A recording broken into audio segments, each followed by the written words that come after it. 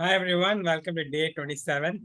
And today, I shared a story of Haridas Thakur. Isn't that amazing? Like, he was challenged, right, to give up his chanting.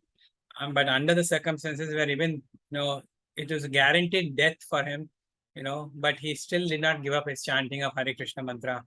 And he, was whipped in 22 marketplaces, and he did not die because of the grace of Krishna. And the grace of Krishna continued to flow on him, till they gave up, right?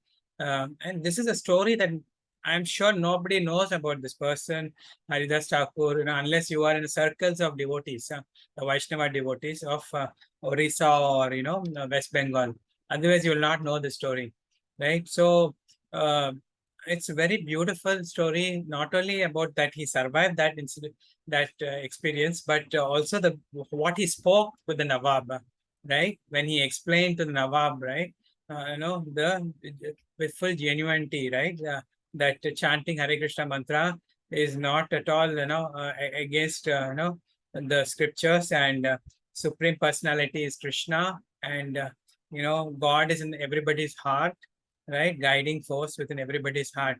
So this story is, very significant because, it tells us, how much faith we should have in the chanting process, right? It is, we should begin chanting.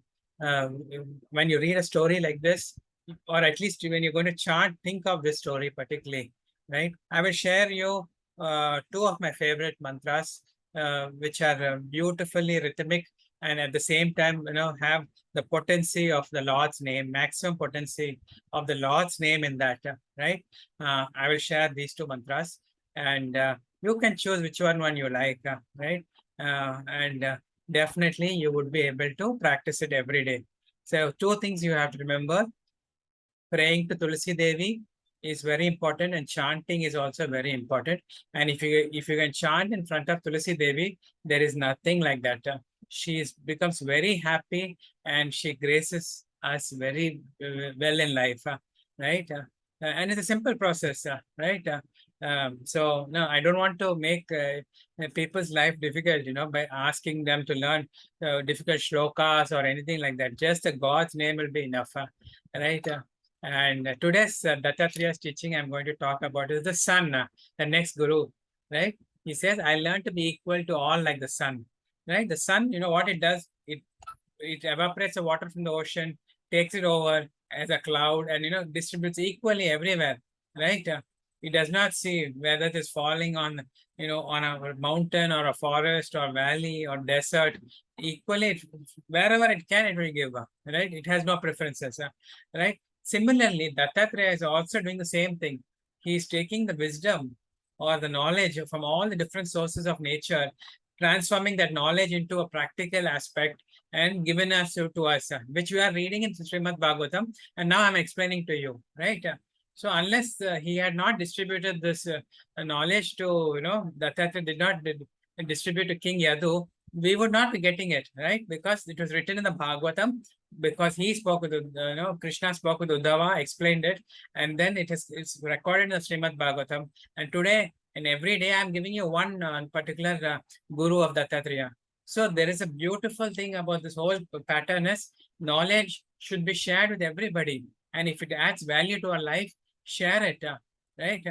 And this metaphor for this is like a mother, right? A mother might have two, three children. One might be brilliant, one might be, not so brilliant, but a mother's grace will always be equal to the same for both the kids. She will not say that, this kid is weaker in certain areas, I will not give her that much love, and I'll give this one more love because she's more obedient or more studious, or nothing like that. Every mother will give equal love, right? A good teacher, a good manager, right? All are like that only. Equally, they distribute their guide, love and guidance to their pupils, right? Or employers, right? So even we should always remember that even when we're doing a job, right?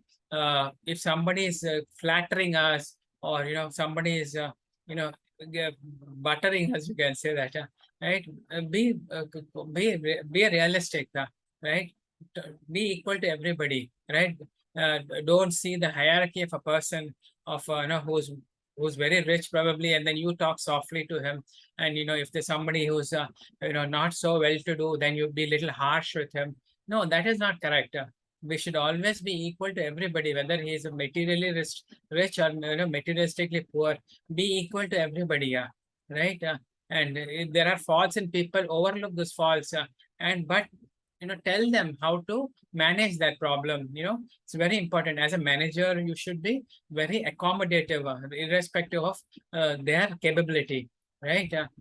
They people have problems in their personal lives. Get to know them, and be equally genuine with everybody. Only then you will understand.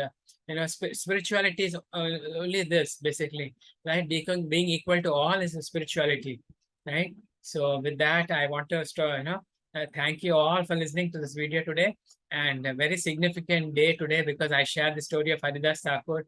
I'm sure you'll absorb the knowledge, the essence of that incident, and practice chanting in your life. Thank you so much, and we'll catch up tomorrow. Bye.